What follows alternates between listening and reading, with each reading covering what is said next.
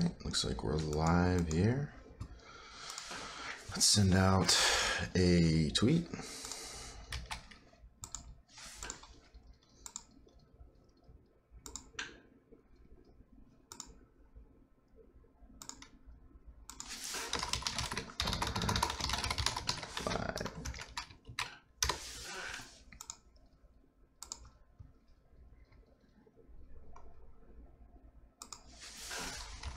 Yo, go ahead. And how's the volume here? The audio volume. Also, hey, can you guys tell me, like, in the stream, can you read the YouTube text in the chat? Is that like readable? Because when I was watching it the other day, I watched a replay and I couldn't really read what people are actually saying, so I'm trying to adjust it on the fly here. Does that make sense?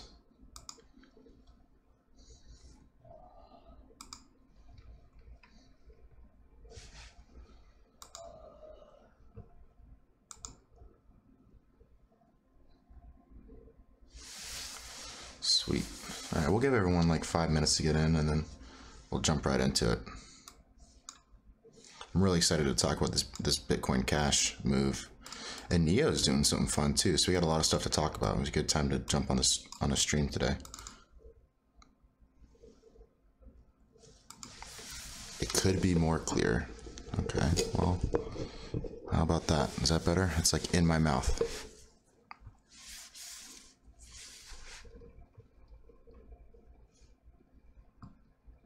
I need to get one of those, what is it, omnidirectional mics? Because right now I have just a normal mic, but if I get an omnidirectional one, I can like turn my head and it won't vary in volume as much. But baby steps.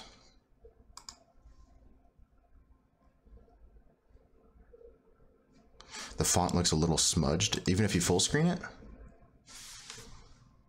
I'm not really concerned with people that are reading it right now live. I'm mostly concerned with people that are going to watch it on the replay. But it looks like when I full screen it, it looks like it's okay. So.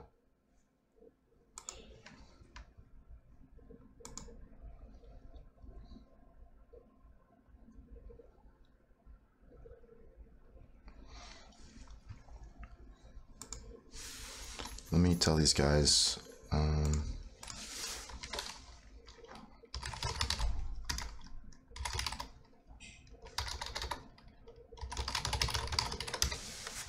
Yeah.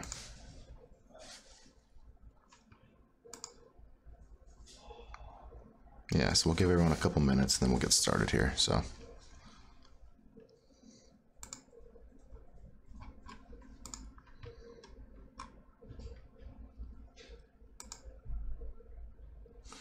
Yeah, Neo looks like it's already breaking up. Wow.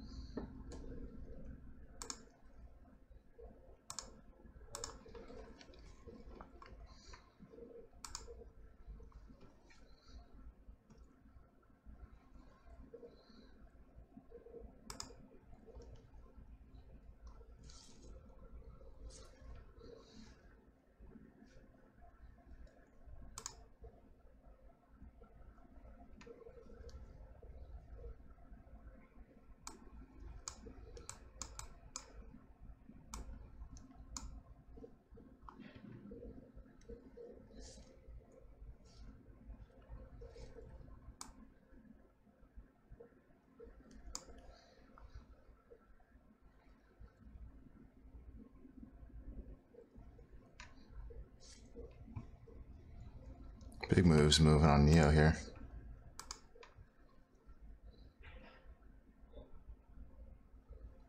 The default resolution shouldn't be 480, it should be 720. And then once it actually gets recorded, it should be 1080.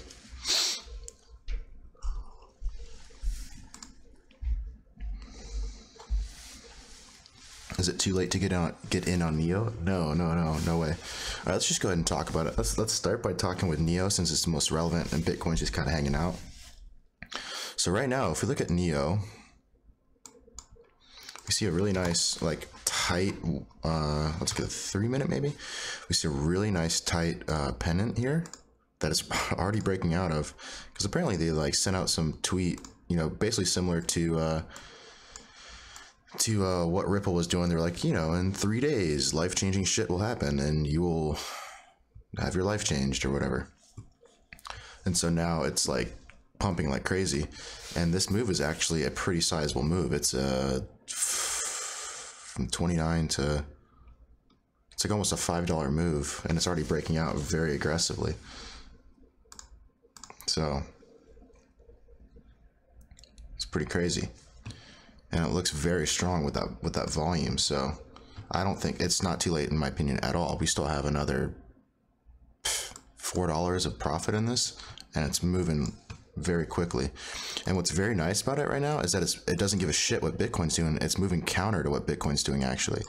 So if you look at like Bitcoin here, you know, it's making like this little bear flag thing, and Neo does not give a shit. It's just plowing right through it.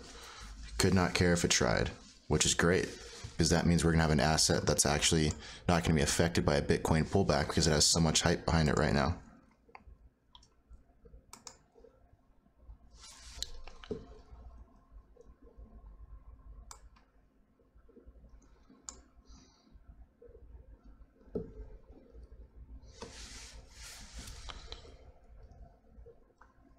Best place to trade these altcoins like Neo and BCH. Bittrex is good. They have a pretty high volume for their altcoins. You know, Neo's good. I'm sorry, Bittrex is good. Poloniex is okay. I don't like Poloniex because they only trade Bitcoin pairs, so it can get a little sketchy sometimes. But for the most part, you know, Poloniex is okay. I would say probably the best bet is probably gonna be Bittrex, but that's just me. But what's really nice about this pennant is that if we look at Neo's history here, let's look at the 720 view. So 720 is going to, oh, I gotta clean this up. I haven't looked at Neo in a long time. Let's get rid of you. Let's get rid of you. If we look at, let's look at the 120 minute candles. So we look at 120 minute candles here. We see that maybe even the 60 minute is probably better. So if we look at the 1 hour, we see that we stayed in this price range for a very long time. Since the beginning of October, we really didn't vary much in price. And now we're seeing a flood of volume coming in that is making quite, if we look at the history, it's standing out quite strong. So over the next 3 days, we could see this thing going very high because it consolidated for a long period of time. I think it shook out everyone who was who were bag holding and looking to take profit. And now it's just going to ride this hype of whatever the fuck they're trying to announce in a couple of days. And so, yeah, I think there's a lot of gains to be made here. You know, just play smart, don't get greedy, and, you know, look for solid entries like the breakout of this pennant, solid entry. This volume says, hey, buy me. 5 minute B bands, ready to expand for a continuation. And for this run like this, for a breakout of something like this, you're going to want to play the Bollinger Bands because it's going to tell you when the top is nearing. So if you guys want to talk about like some strategy with the Bollinger Bands real fast, this is how I played the Bcash run from last weekend, and it's how it's really good to play these very short but strong moves. So we'll just go over some strategy real quick on the Bollinger Bands. So if we're looking at the Bollinger Bands, we're going to use the default settings for 20 close 2. It's just a moving average of 20, and it calculates it on the close of the candle and with 2 standard deviations. So when we're looking at the Bollinger Bands, these moves are going to be very big, but they're also going to be very quick. So if we look from here to here, is that good color? Let's get black. If we look at the move from here to here, that's actually a big move. It's only like a $5 move, but percentage wise, that's a big percentage because it was moving from, what was it, 28 bucks, right? So 5 divided by 28, what is that? You know, that's like 18% move, approximately. Am I doing that math right? Something around that, right? So it's double-digit move, a double-digit percentage move in the matter of like an hour, and now it's consolidated. Now it's moving upward, and so it's very tempting to be like, oh, you know, it's going to reverse. But if you're following your indicators for things like Bollinger Bands, these are great tools for entering and exiting these quick runs so that you don't get caught on the pullback or a potential reversal. So it's a very simple strategy. So first and foremost, you always want to look for the volume to confirm the move. So volume, check. Let's put a little check mark next to the volume. We want to see on the 5-minute here, we want to see a compression of the Bollinger Bands. So, and that's visualized right here on the BBW, which is bandwidth. So check. And we also want to see a strong move, you know, breaking some sort of consolidation pattern would be preferable. But a strong move upward out of the Bollinger Bands with volume, and then the bands are expanding. Okay, cool. So we have all that. Okay, so the bands are compressed, we got the squeeze, and now they're expanding. And so now, how are we going to use the Bollinger Bands to time the exit? Well, it's just, if you think about how Bollinger Bands work, there are forecasts for future volatility. So it's going to tell you if it's likely to keep going up, if it's an upward move, or it's going to tell you if it's likely to continue down, if it's a downward move. And so here's a great example, since we already have a consolidation pattern here. As the market moves up, you know, it doesn't move up like this and then just stay there, right? Usually it goes up, it slows, and then it goes like this. So it's like a little cyclical pattern, a little sinusoidal action kind of thing. And so if we look at like the way to use the Bollinger Bands to time the tops so that you can get out like around here, around here, around here, and then maybe re-enter here on the pullback, all you want to look for is a strong move upward, right? We see increasing volume, but then we see the Bollinger Bands start to round out. And as the slope starts to approach 0 here, that means that the upward volatility is starting to die down, and that we're likely to see a consolidation pattern or a pullback to the center line of the Bollinger Bands.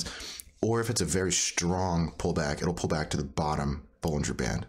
So perfect example right here, we see it topped, right? It pulled back, it bounced, it didn't quite make a new high, and that's when the Bollinger Band started rounding out. So we would want to exit somewhere in here. You know, if we can time the top, that'd be perfect. But you know, don't get greedy. These moves are big, and you know, there's plenty of meat on the bone for everyone. You know, and don't get spooked on pullbacks like this too. If you see the Bollinger Bands are still expanding, but you see a pullback, usually what that means is it's just slightly temporarily overbought, and it needs to continue upward until you see the rounding of the Bollinger Bands on the 5. It usually means there's one last little shove left in there. So that's your pro tip of the day for using Bollinger Bands. And we'll actually, since this is moving right now, we can probably just live trade this. What coin is this? This is Neo USD.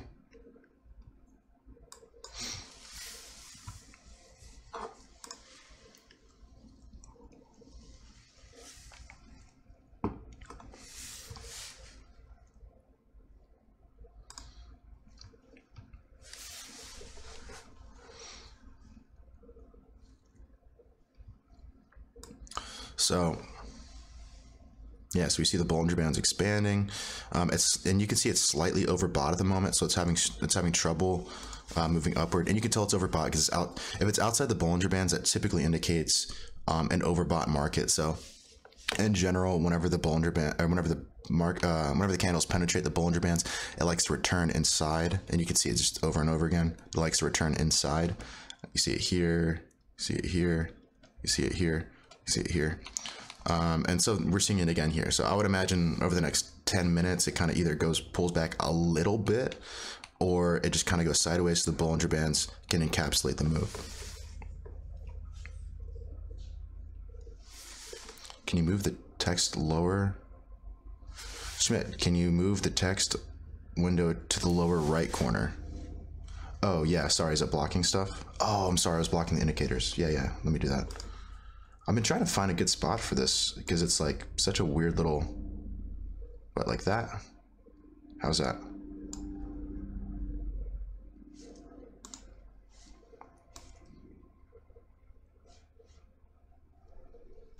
Is that good?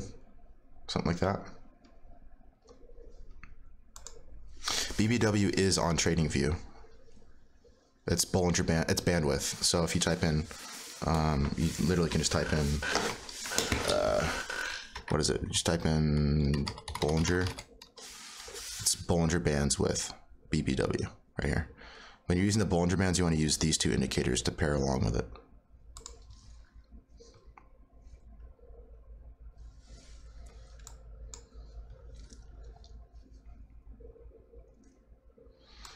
Yeah, I guess that is a better home. I typically have the chart centered, so the text should probably go down there.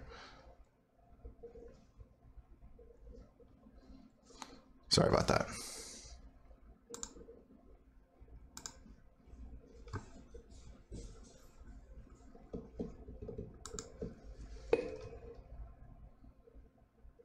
Oh, no, BBW is not on CryptoWatch because CryptoWatch is a pile of shit. But Bollinger Band, so you don't actually, the trade the Bollinger Bands, you don't actually need the BBW. It just helps to visualize it because all it is just telling you, God damn it. All it is telling you that it's a visual representation of this right here. It's the bandwidth, so it's this distance right here. It's just visually representing it right here. That's all.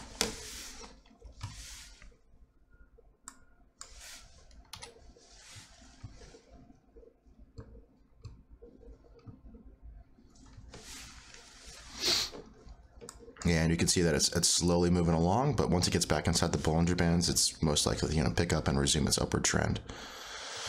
Okay, so while we're waiting for that, let's talk about what Bitcoin's doing. Oh, it's pulling back. Okay. So we'll just do this. We'll wait for NEO. We'll sideline NEO for right now while we're waiting for it to continue upward. And then we'll look at Bitcoin, and then we'll move to Bitcoin Cash, and maybe NEO will have resumed its uptrend by then.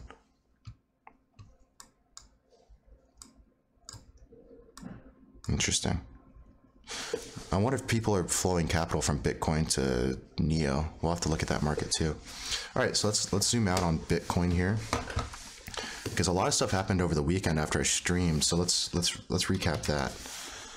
Let's look at the 12-hour view. Actually, let's look at the 1-day view. Let me get rid of these indicators on here too, so we can just look at just price action. So we'll go to Bollinger Bands and the EMAs. Okay. So for those of you who have been watching the stream, we've been talking about this parabolic envelope and the linear channel that it's been in right here.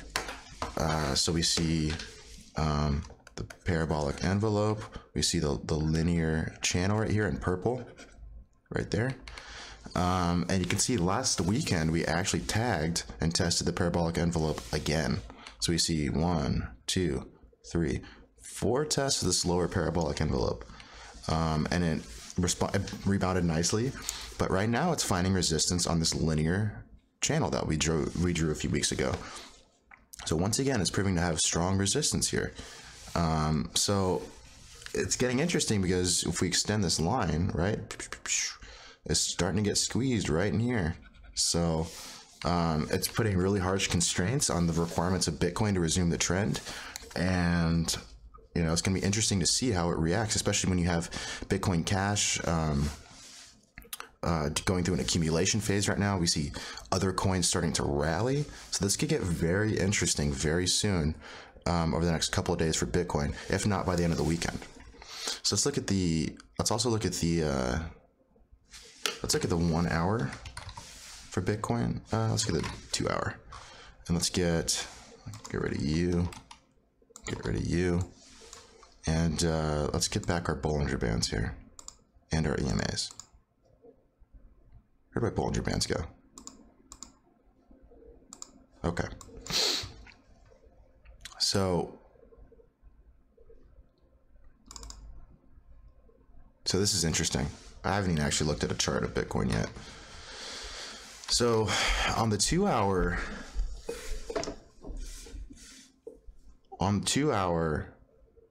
we see decreasing volume when it nears the highs. But on the 15-minute, what is this doing? Same sort of idea.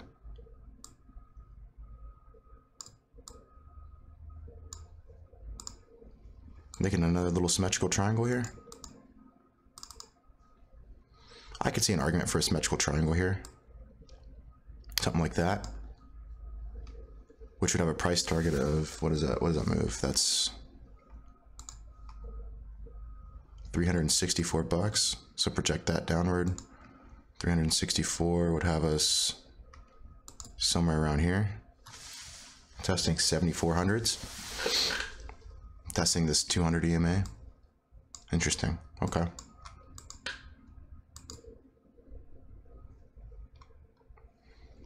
This could also be a bull pennant.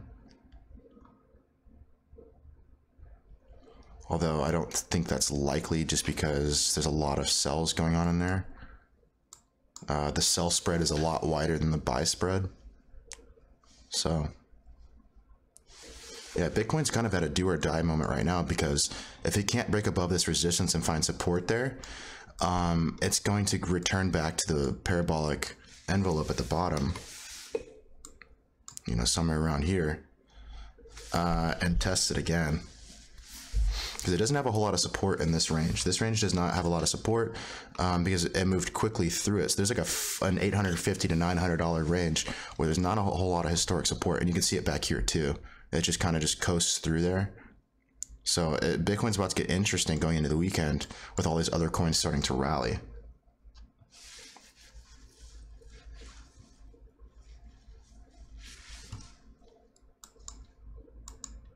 All right, do you guys have any questions about any of this stuff before I move on to Bitcoin Cash? Because that's kind of a larger discussion that's, I think it's worth spending some time on. Because we're actually witnessing it, an accumulation phase for Bitcoin Cash right now, and we should spend some good time talking about it.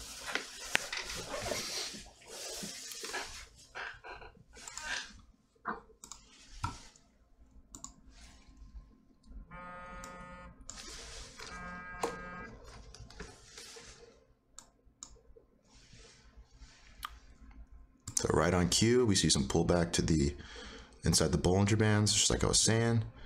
And I'll be very surprised if it doesn't find support here on this high. Yeah, see what's finding support there. Just some profit taking from people that are scared of losing their profits, and yeah. You can see it's bouncing nicely. If you look at the 1 minute candles, the sells are actually decreasing. Okay, so NEO looks good. It's bouncing off this support line here. It's just moving back inside the Bollinger Bands for a continuation upward. Bollinger Bands are still expanding. Looks pretty solid for a continuation.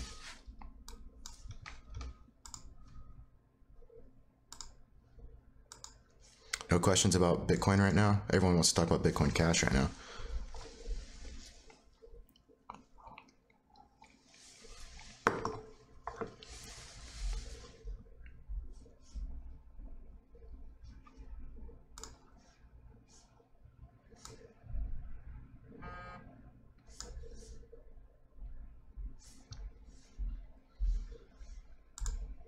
No questions? All right. So this is interesting. So NEO, what does the 15-minute Bollinger Band look like? 15-minute Bollinger Band still expanding. So we get some prolonged upward movement ahead. It's just the higher time frames are outside the Bollinger Band, so it's seeing some pullback, but you can see it's just pulling back nicely inside the Bollinger Bands on the 5. The 5 is going to be the real governing trend for these aggressive move upwards.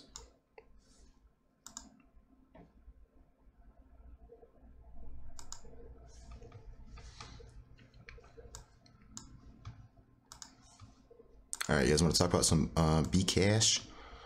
All right, so I'm gonna have to go back and go through the history of what's going on here. So if you look at the, should we do? Yeah, that's it. Oh my God! Sorry, guys.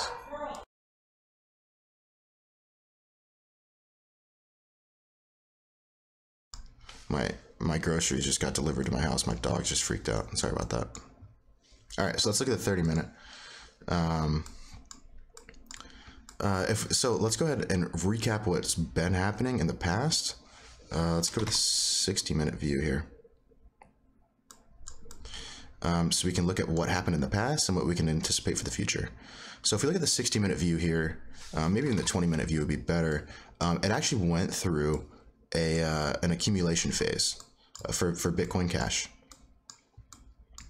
And what we see here is, you know, I spent a lot of time in the 300s, dipped down into the 200s, and a lot of people are saying, oh, this is the end of Bitcoin Cash, blah, blah, blah. And I don't want to go into the politics of it because I don't give a shit, but I would rather talk about what this means for price action, because having an objective view makes you money, and having ideological, you know, ideological views is not the most profitable way to view the market. So we went through this accumulation phase, and then we rallied very hard. We went parabolic. We had parabolic, so this sort of price activity right here is called parabolic blow off. If we look at the 30-minute, and as we go to like the 15 and the 30-minute view, we see that this obviously went parabolic. So let's zoom in here. Let's talk about this. Oops, that's not what I want. Let's go here. So we see leading into all this market over here, we went very parabolic, and I tried to curve fit it with these two parabolic lines. So, and it, you know, it represented the market decently, but we see that it went parabolic, and as it went like vertical, this sort of price activity right here is called parabolic blow off. Blow off.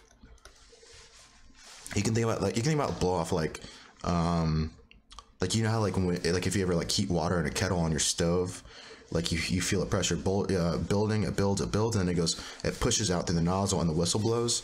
This is the whistle blowing on the kettle. This is the blow off from this parabolic move upward. And usually from parabolic moves upward, there's a parabolic move downward, which is what we see here with these three lines here. And then this led us into an accumulation phase for Bcash. So let's zoom in a little bit. And let's talk about the details of this accumulation phase, because it's very interesting. Okay, so part of the anatomy of an accumulation phase is similar to the parabolic blow off. There's a selling climax on the other side of it.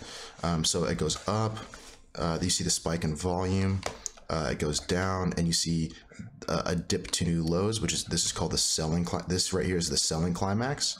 You can see it here.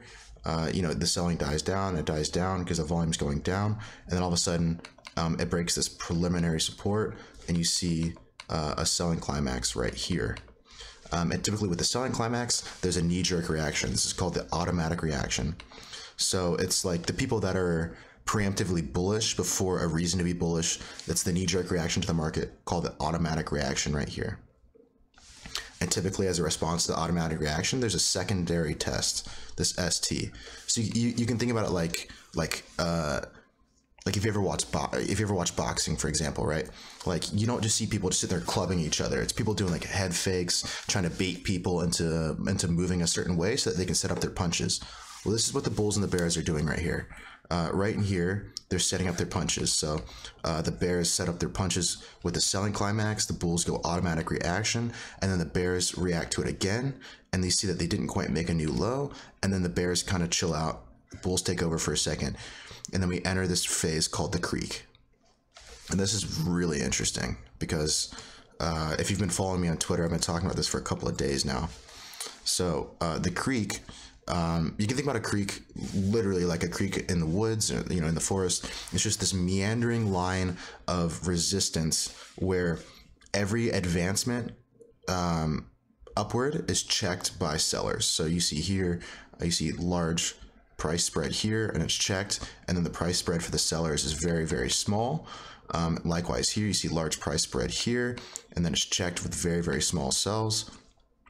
And then typically what happens in markets is the creek, which is usually like this, it forks. So if you think about a river that's like this, it forks into two smaller rivers like this, right? And then you get the lower creek, and you get the upper creek. And it kind of forks here. And so so I was reading this article on Investopedia about this guy who's, I forget his name, Brian Fraser, something Fraser. I'll post the article in the chat here. But he's like an expert in understanding Wyckoff distributions and accumulation phases. And the way he described the creek is, you can think about it like this, like, so the bulls want to push the market up, but the river's too wide. So you can think about this guy on the other side of the river, right? He's sitting here. He's a little scared. He's a little unsure about how wide this river is, and so he keeps walking. All right, so he's walking down the creek. He's walking down the creek, and he starts to notice that the creek, this river, turns into a creek that is getting narrower and narrower as he walks down the creek. And as he finds an opportunity, he can now jump across this creek. Boom, he jumps across. So you can think this is what is the proper literary device here? It's not a metaphor. It's a visual aid to understand how this works. So the act of jumping across this creek, this is called the spring, right? And the spring happens once it dips below known support, which is where the selling climax took place. So you can think about this guy, he's crouching down and he jumps across the creek. And when he jumps across the creek, it happens on increased spread. So you see the increased spread here. The buy bars are much larger than the sell bars. And it happens on increased volume. So increased volume and increased spread. So he jumps across the creek. That's all well and good, except now he's got another creek to work on. So he hangs out in here, he's devising his plan. And as he approaches the upper creek, he does the same sort of thing. So he walks down the upper creek, and it gets narrower and narrower until he's ready to jump across. Ooh, that's a horrible man. Until he's ready to jump across the upper creek. And right now, that's where we are. So we see this meandering path on decreasing volume. All the buys, you see the buy spread is being checked with narrow sell spread. And it'll remain that way until he jumps across the creek. And once he jumps across the creek, he's going to consolidate into a sign of strength on a macro level. And that's what we're waiting for. Right now, we're waiting for him to jump across the upper creek so that we can consolidate and continue upward.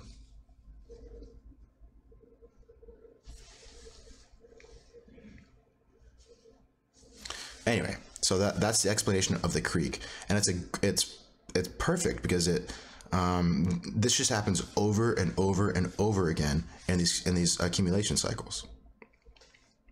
So I hope that made sense. That's the best way I've found to represent the creek and the price activity. You guys let me know if you guys have any questions.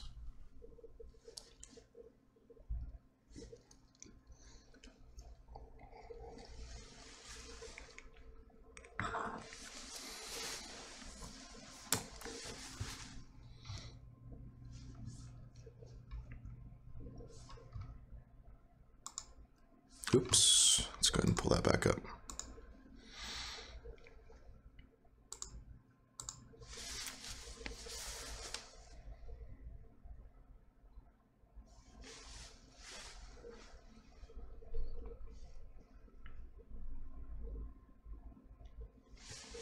You guys have any questions about that? I'll let you guys sit there and think about it for a second, and then we'll move on.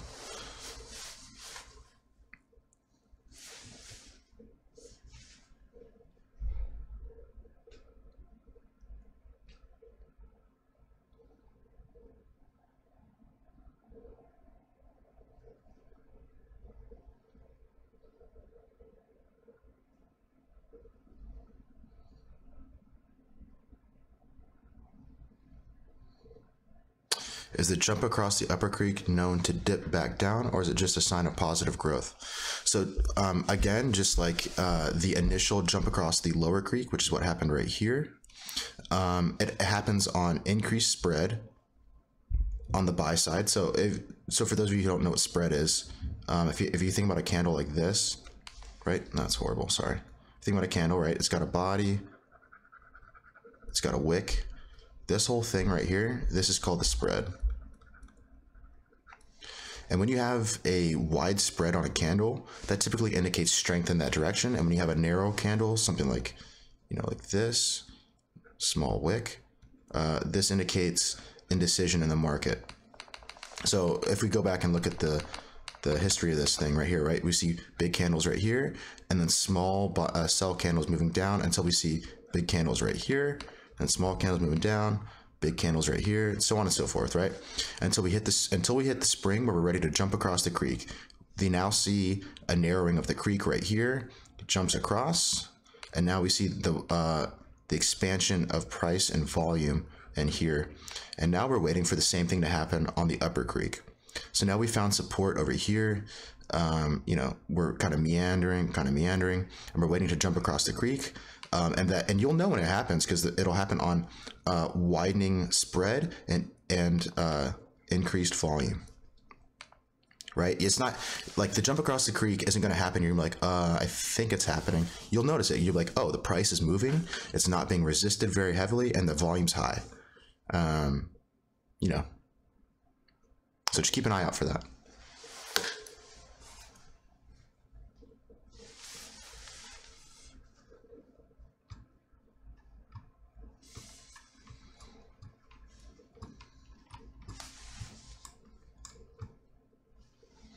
And this can take the form of multiple things, right? So like you can, like, it's very possible that the jump across the creek can take the form of a bull pennant. That would be the perfect catalyst to do this. And you see here, we're forming this nice little bull pennant right here, hint, hint, on consolidating volume down here with a sizable pull. This could be the catalyst to push us up to the sign of strength. So keep an eye out for this. This might happen while we're streaming right now.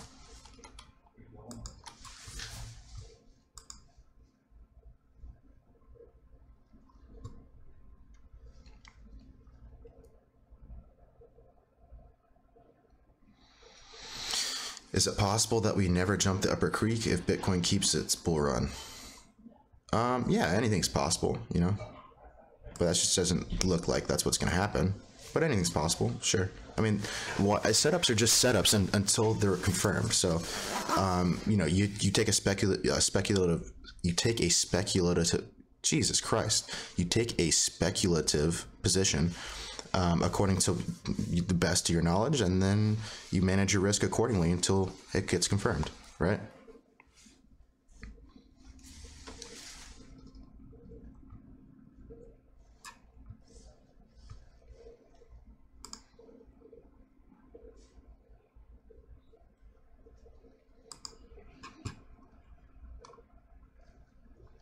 You guys have any more questions about this creek? Because right now it's looking like we're consolidating really tightly in this pennant here.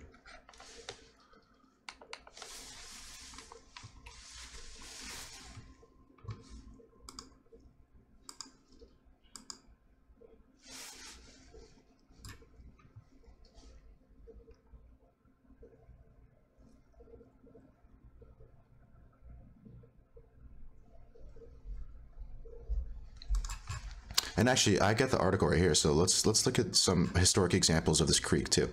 So if you're interested, it's called Jumping the Creek. Oh, Bruce Fraser, there we go. It's called Jumping the Creek. A really great article. That's where I got the creek analogy from, was from this article, talking about the Boy Scout hiking along in the woods in the banks of a creek. And here's some historic examples right here. So here's KBH, and you can see you've got the creek here. It forks right here. You got the jump across the lower creek, the jump across the upper creek, and it continues into the sign of strength. Same story right here. This is the one that looks most like ours, in my opinion. So Chevron, you see it splits into the lower creek, it jumps across the creek. You see the upper creek, it jumps across the creek, and now goes into the sign of strength. Same story here. This also looks like our market right here. So, this happens over and over and over again. So, that's where I'm putting my money at the moment. I'm looking at BCH for a long-term play. It's the only coin I'm holding at the moment because I really believe it's in this accumulation phase. Here's Bruce. eBay, same story. Here, I'll post this link in the. I'll post this in the description. I'll put that in the notes.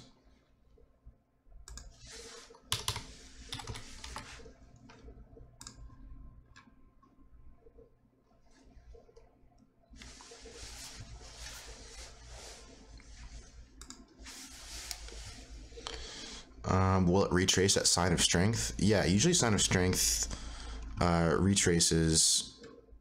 Nothing in the market just moves up forever. So sign of strength will retrace to test the last point of support. And if we're looking here, it always does it. It goes up, finds a sign of strength.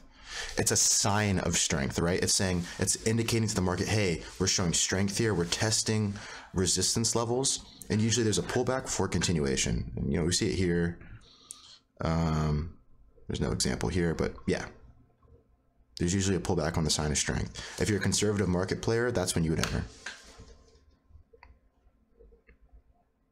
Question, on jump across the upper creek, do you enter the market on the widespread growth or wait for a retrace from widespread growth and enter in? For me, I bought on the. I started accumulating on the spring because I knew what I was looking for, and I started buying on the spring. And everyone in my trading community started buying on the spring because we've been watching it for a while, and everyone's been keeping an eye on it. And we set our buys down in the 800s, and we filled our bags with Bitcoin Cash in the upper 800s.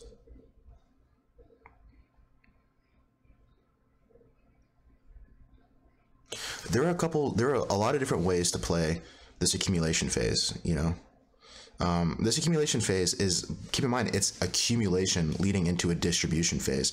So before we even get to the distribution phase where it tops out, we have to do the markup phase. And we haven't even started to do that. This is the beginning to lead up to the markup phase where the price even begins to actually take off. So if this is a real accumulation phase, we can expect a new all-time high, at the end of the day from this, somewhere down the line. Couple days, couple weeks, who knows, couple months, but we can expect a new all-time high ultimately from this accumulation phase if it keeps playing out the way it's playing out.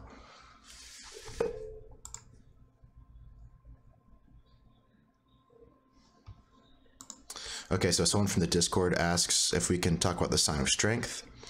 Yeah, so let's look at see if I can find an example here. What does this note say? Note that the good jumping action, blah blah blah. Yeah. Okay. So, oh yeah. Let's actually look at the past accumulation phase for this. So, let's get rid of you. Get rid of you.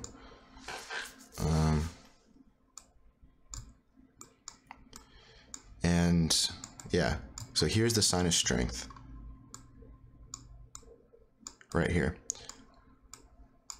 So the sign of strength, as Bruce Fraser puts it, this represents a change of character in the market.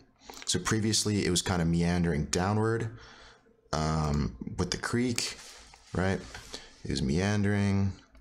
It wasn't really making aggressive moves upwards that were continued. It would push up, it would get checked and pulled back down. So we see the creek here. We see the spring. So here's the lower creek, here's the upper creek, here's the jump across the creek right here, and then we test this point right here is called the last point of support, so LPS. So this is LPS, and we're testing this here, and this guy right here is a sign of strength. The sign of strength is going to be a move upward that finds support on the last point of support that either consolidates or just continues upward. It doesn't have to consolidate in this fashion. You know, it can take any form. It can just blast right through it and continue upward if it's a very bullish market. But usually you want to see a sign, you know, a sign of strength that finds support on the last point of support. So if we're looking at our market example, that's going to be here, this blue line that I have.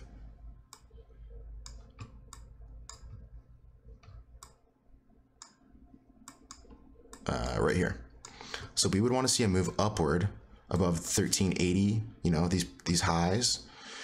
You want to see a move above the trading range and a support being held on the trading range. So this whole thing right here, this is the trading range. It's bound by the support, it's bound by the selling climax, and this whole activity in here, this is the trading range. So a sign of strength is going to break above, probably retest, and continue upward.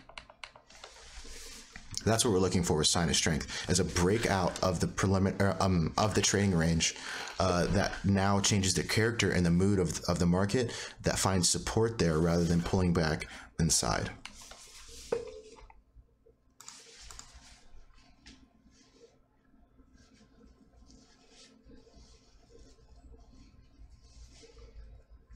What are the chances that it's not an accumulation phase and will just continue to go down? I don't really know how to answer that. I mean, looks like an accumulation phase to me. I don't have like a numerical answer for that.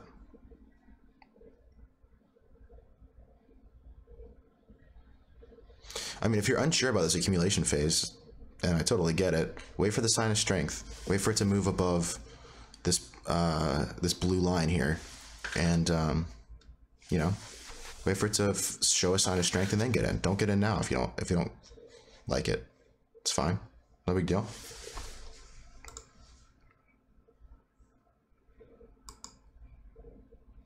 So another question from the Discord here. So here's a question to discuss validity of this. If BCH were to drop past the lower creek or secondary test, does this invalidate the entire model completely? If I'm understanding correctly, the correct analysis might be that we are still finding spring if that does occur. If I'm understanding correctly, the correct analysis might be that we are still finding spring if that does occur.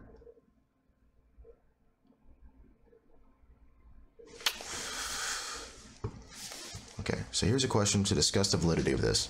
If BCH were to drop past the lower creek or secondary test, so lower creek is like down here, would this invalidate the move?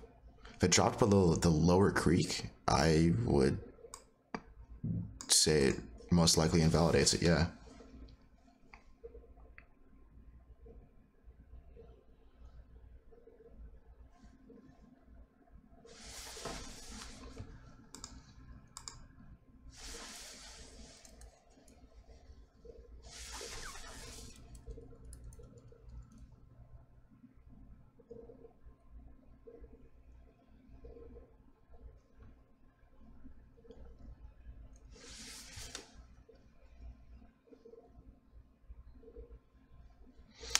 No problem. Okay, so what is this question? You know what you're talking about?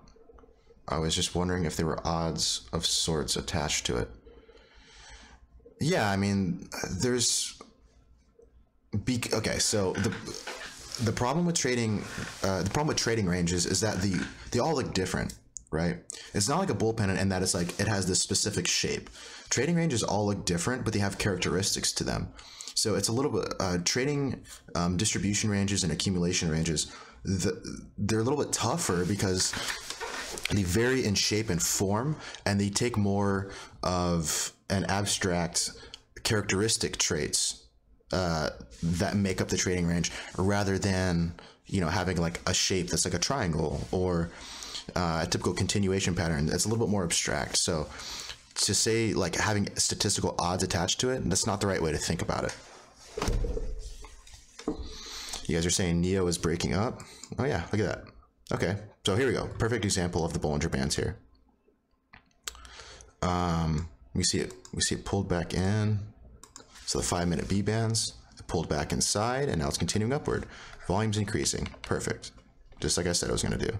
We still see the Bollinger Bands expanding, and until they start to round out, I'm not even going to consider getting out of my long position.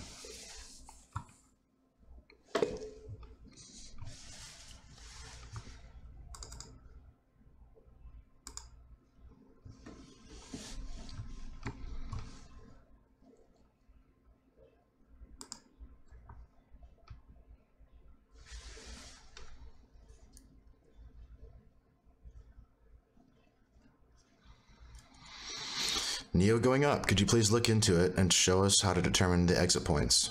Well, I'm never going to tell you on the stream exit points because that's irresponsible.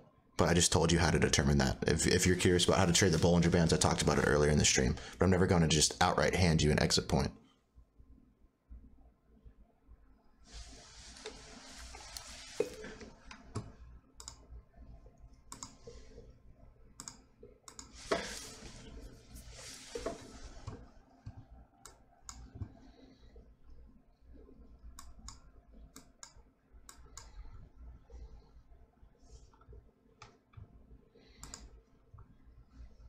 Okay, so nice. So how much more do we have out of this move? Got a few more dollars out of it. Yeah, we still got another $3 out of this thing. So I'm also, well, I got you guys here. I'm also going to start live trading some coins as they start trending. And just to give you guys an example of what you can expect from my trading community, you know, within my trading community, there's a live trading room, and it's like a free-form discussion. Basically what we're having here, but it's all the more experienced traders in real time trading our positions, watching coins, having a bunch of eyes on the market, so we can all maximize our profits within the market. So you know, you kind of see how like I'm free-forming discussion about the markets right now. Well, within the trading room, it's like this, but with like a lot of other people too. And so we're all bouncing ideas off of each other, determining exits, determining strength of market moves and all that stuff. So if you're interested in doing that, check out my website down here, and you can join the community today if you're interested in doing that. Highly recommend it. What is your Bollinger Band configuration? I'm using default settings. So 2 standard deviations and a moving average of 20.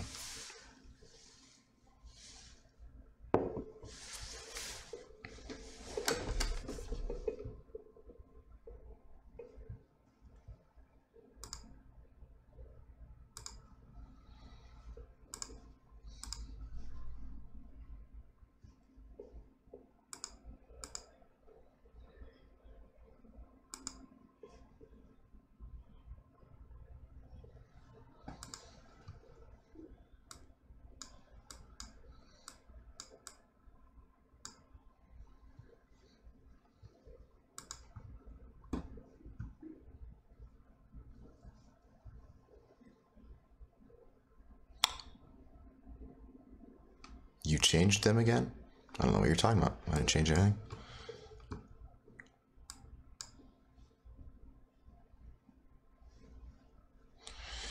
You guys want to talk about Ether? Okay, we can do that. Let's look at USD. Okay, I'm gonna be straightforward with you right now. I haven't looked at an Ether chart in a while because it's been the most boring market in the world to trade. So let's look at it. How are we doing? Okay, still within our descending or our symmetrical triangle or ascending triangle, however you want to look at it. Can make an argument for that. It's fine, whatever.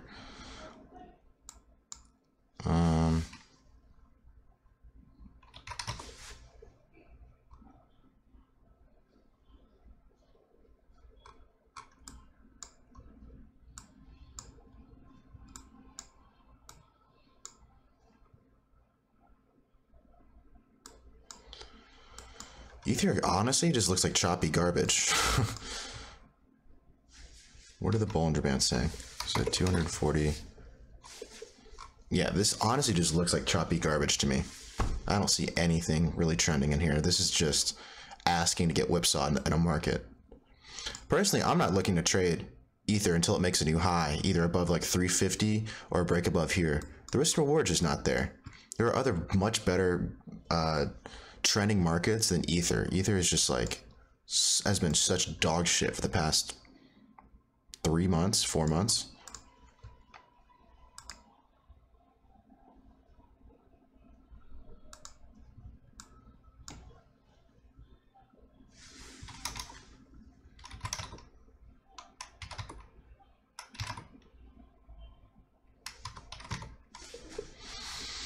Yeah, I'll be honest with you, I don't see much. I mean, I see a 4-hour Bollinger Band squeeze, but that's about it.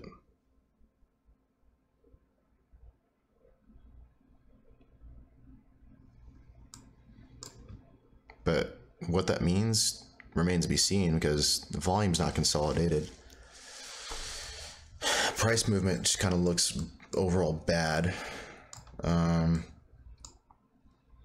If you're an ETH trader, I wouldn't be trading this market right now. It's just asking to get whipsawed and nickel and dimed.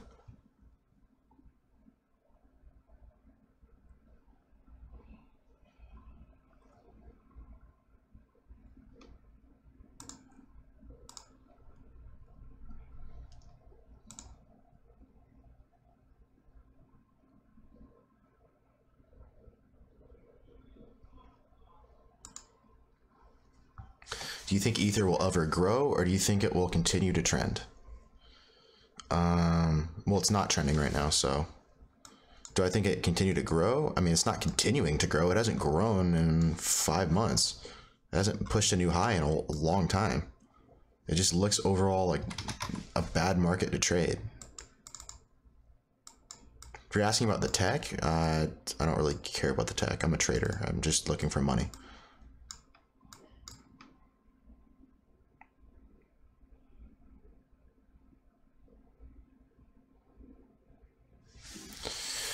What's the difference between the 4-hour B bands and the 5-minute B bands? Is the 4 predicting a longer term play? Yeah. You just got to look at it within the context of whatever you're looking at. So 4 hours is going to predict a 4-hour trend. The 5 minutes is going to predict a 5-minute trend. Can you look at DCR? What is DCR? Oh, Decred.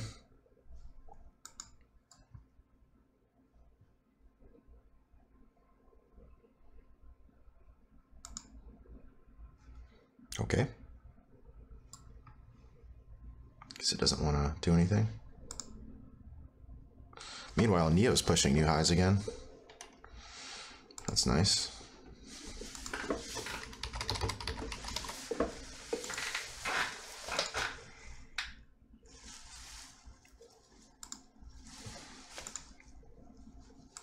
What the hell's going on right now?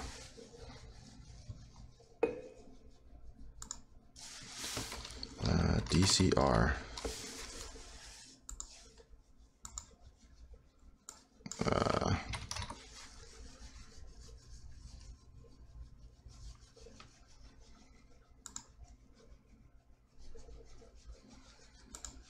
Hold on. Give me a second. I need to like restart my browser. Hold on a second.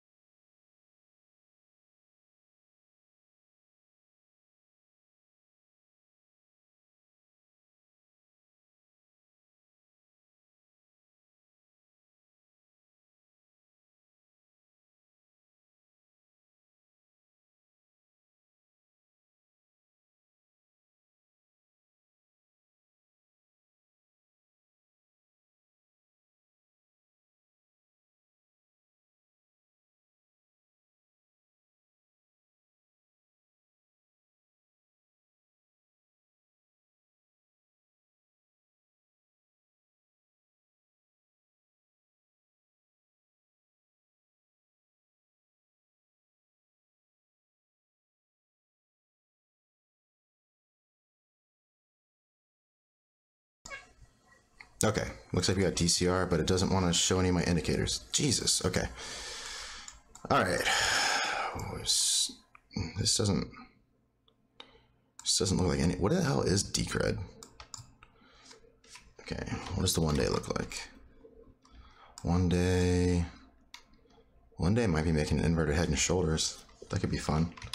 12 hour is looking like what? So you got an inverted head and shoulders candidate here. I would, if you're gonna trade that, I would wait for this break of this downtrend.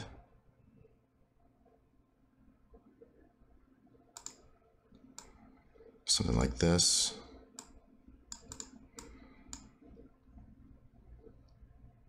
Wait for a test of the neckline. Yeah, you have an inverted head and shoulders candidate right here.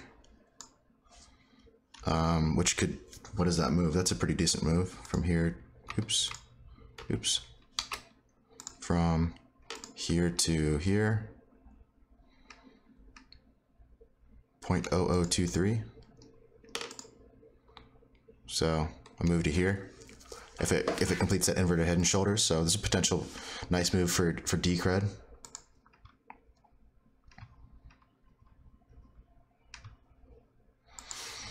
I'm gonna look at Litecoin, LTC.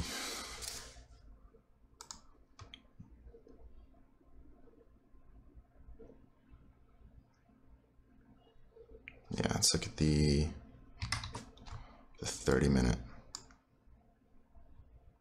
Oh, it broke out of its little thing.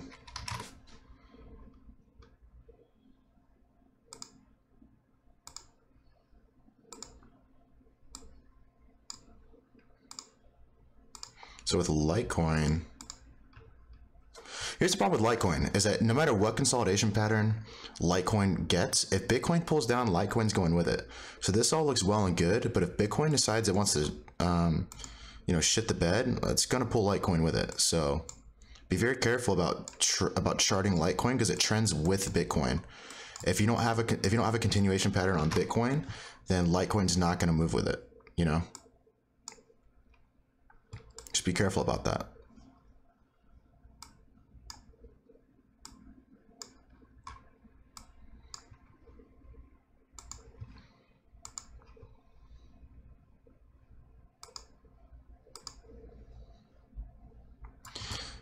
Can you look at Qtum? Yeah, or Quantum. Let's get Quantum. Qtum.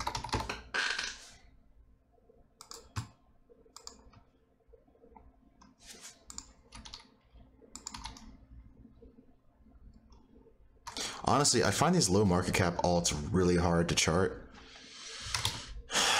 That's why it's really best to use things like Bollinger Bands to chart them. Because you don't find like clean patterns like, oh, this is a bull pennant, this is a double bottom. You want to look for like volatility indicators that give you a hint as to what the market's doing. So right now we're coming out of a squeeze on the 1 hour with good volume here. We could see a continuation upward as the Bollinger Bands start to expand. Wouldn't be surprised by that.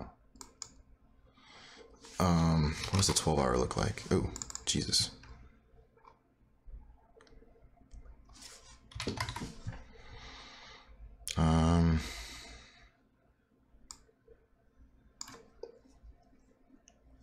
So 6 hour Bollinger Bands are actually rounding out. I wouldn't be surprised if this didn't move much higher, to be honest with you. The higher time frames are showing rounded Bollinger Bands. They need to consolidate. The 2 hours consolidated, so let's look for the 4 hour and the 6 hour to consolidate. 2 hours going into a squeeze, but that could be short-lived if the longer time frames aren't consolidated.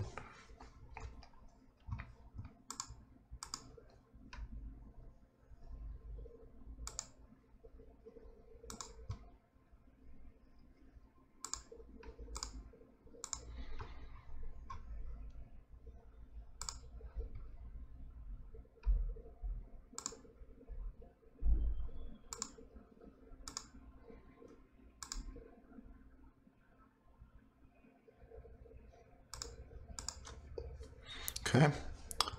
How's our friend Neo doing? Still pushing upward. Nice. Still moving upward. Bollinger Bands are starting to round out. Might get a couple more shoves out of this. The 15 minutes starting to round out, so I think we're approaching our top here. 30 minute, still going upward. Yeah, we might be approaching our top on Neo here. Just because the 15 minute and the 15 minutes definitely starting to slow down. 5 starting to slow down. Might not be a bad time to close. And just wait it out, take your profit. That's what I'm doing. I just close my long, but I'm not a greedy trader, so. Okay, well, I guess we covered everything. You know, if you're interested in continuing this conversation and you want to be a part of the live trading community that I have, go ahead and check out my website. You know, you can get access to the Discord, and I'll walk you through it here so I can show this thing out before I go. So if you're looking at we're adding a lot of stuff to this thing, so I'm trying to make it as friendly to new people as possible, while also catering to the larger, more experienced crowd. And so I started adding a little wiki on our website, or on our Discord. So, you know, if you have like basic questions, you can go and refer to like what's supply and versus demand, what are market cycles, what are some examples of market cycles. Some Bollinger Band strategy discussion, some Wyckoff distribution discussion, some Ichimoku discussions, you know, a lot of good stuff going on in here. And then, you know, we've got a news feed, which is probably one of the most useful things, because it's just everyone in the community is aggregating their news that they find, and they're throwing it in this news feed. So it's just a constant stream of everyone posting their news there, and of course the discussion for it. But we've also got the crypto discussions. So, you know, we've got the Bitcoin, Bcash, Ether, and then whatever the random alts are for the day. And here's a taste of what the trading lobby looks like. So right now we've got a bunch of people in the trading room. Right now they're kind of just listening to the stream, but at any given point there's between 20 to 25 people in there discussing. And you know, if you don't feel comfortable talking, you're always welcome to sit there and listen. And I recommend, just if you're just starting to trade, going and just listening to the more experienced guys go over their thoughts. It helps understand the market a little bit better, you know, before you feel confident to you know, make your own calls. Like, so I highly recommend that. And of course, you know, if you don't want to discuss verbally, there's always the text option here as well. But yeah, you know, if you want to learn how to make market calls, like what I did on the stream with Neo, how I knew it was going to go out, how I know it's coming to a top, highly recommend checking out the community. And you know, we will turn even the most inexperienced trader into a seasoned veteran. So anyway, that's all I got for you guys. Again, it's bitcoinschmitcoin.com, and I might jump on a live stream either tonight or tomorrow to live trade some of these markets, because we've got a lot of good stuff popping up on these markets today and over the weekend. So you guys have a good weekend. Don't stare at the charts too long, and yeah, good luck.